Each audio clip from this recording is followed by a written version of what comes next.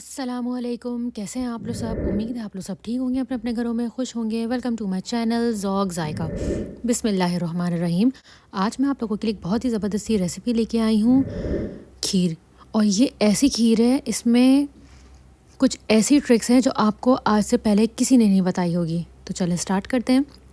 सबसे पहले ये 1 प्याली मैंने चावल लिया, जिसे मैंने ओवरनाइट सोक करके रखा था। ओवरनाइट सोक करने से ये होगा कि ये चावल बहुत जल्दी गल जाएगा और आपको मशीन चलाने की या इसको पीसने की कोई भी ज़रूरत नहीं होगी। बस इसको बहुत अच्छे से वॉश करके इसको सोक पानी डाल के इसको फ्रिज में सोक करने के लिए रख देगा।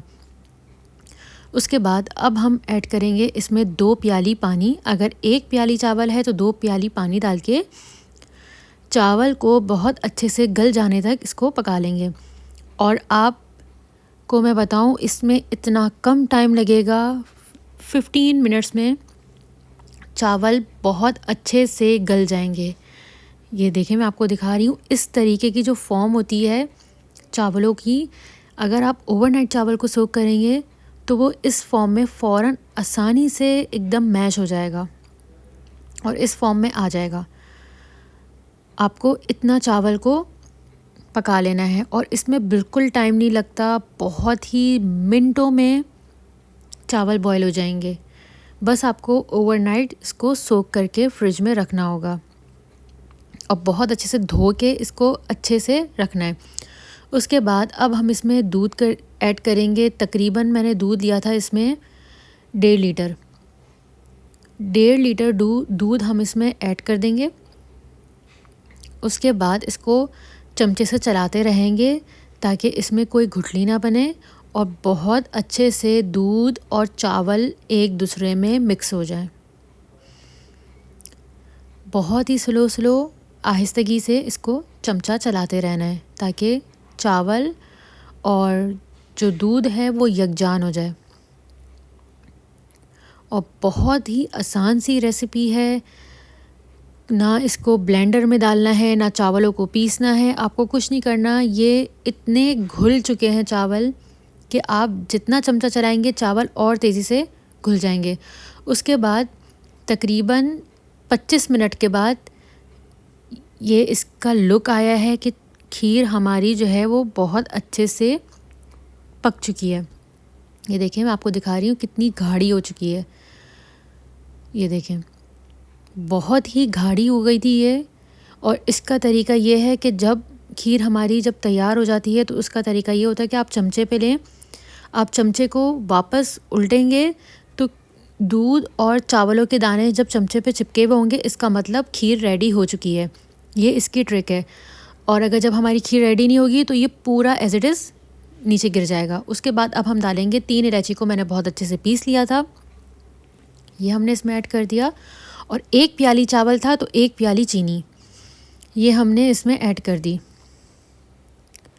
और चीनी डालने के बाद थोड़ी सी ये पतली होती है खीर, तो उसमें इतना परेशान होने की कोई बात नहीं है।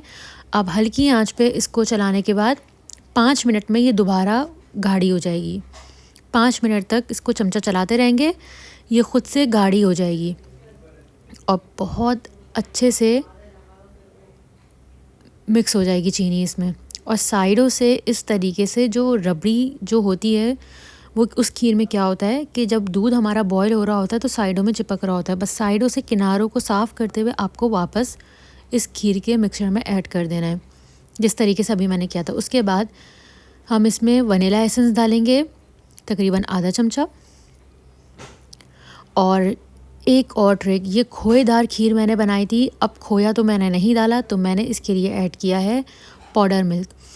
जब खीर रेडी हो जाए, मैंने खीर रेडी होने के बाद चूल्हा बंद कर दिया था और चूल्हा बंद करने के बाद इसमें 2 चमचा पाउडर मिल्क ऐड किया है। पाउडर मिल्क ऐड करने से ये होगा कि ये एकदम ही खोएदार, मलाईदार, रबड़ी की तरह खीर रेडी होगी हमारी।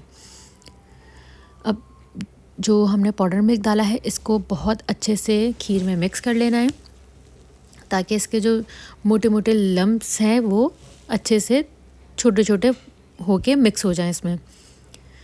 ज़्यादा मिक्स नहीं करना है इसको, उससे फिर जो हमने खोएदार जो खीर बनाई है, खोएदार रबड़ीदार, फिर वो मिक्स हो जाएगी बिल्कुल।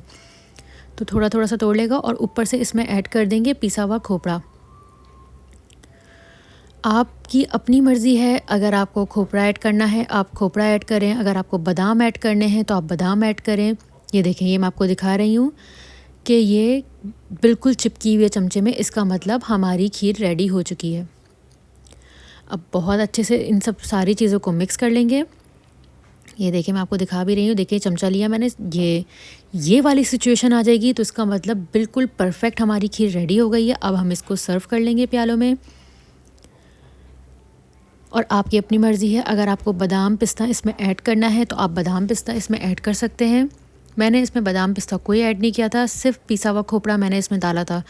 और ये इतनी मज़ेदार खीर बनती है और बहुत ही लजीज खीर बनी है ये। आप इसे ज़रूर ट्राई करिएगा। और चाहे आप दावतों में इसको बनाएं या आप ऐसे ही इसको बनाएं, अभी आगे 12 रबीउल अव्वल में आपको इसको बना सकते हैं आराम से और इसे पूरी के साथ खाएं, इतनी मज़ेदार ये लगती है। आप इसे ज़रूर बनाइएगा और मुझे कमेंट बॉक्स में ज़रूर बताइएगा कि ये कैसी बनी है। जो लोग मेरे चैनल पर नए आए हैं, मेरे चैनल को सब्सक्राइब करे बगैर नहीं जाइएगा। मेरे चैनल को लाइक कर दें, शेयर कर दें। टेक केयर, अल्लाह हाफ़िज़।